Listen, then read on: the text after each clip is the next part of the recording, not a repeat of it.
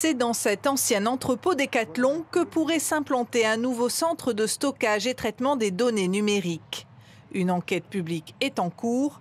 Les craintes des habitants de Bouc-Bel-Air sont multiples. Le bruit, les émanations de chaleur qui sont perdues, les risques industriels, risques de feu. On sait très bien que c'est de l'électricité qui va manquer pour d'autres usages. On va se trouver dans un conflit d'usage où d'autres besoins en électricité ne seront pas pourvus. Les data centers de toute taille poussent comme des champignons en Provence. Marseille en compte déjà 4 très volumineux. 2 autres sont en cours de construction.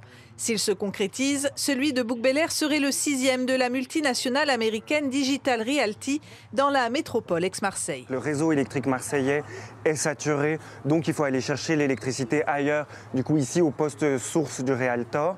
Et ensuite, on a une croissance exponentielle de la taille des data centers, donc une emprise foncière de plus en plus importante et une consommation électrique de plus en plus importante.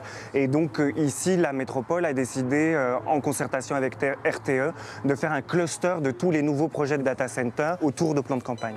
Une dizaine de data centers en périphérie de Marseille seraient en projet. En 10 ans, la cité phocéenne s'est hissée à la 5e place des hubs numériques les plus développés au monde. Un miroir aux alouettes pour cet élu de la métropole.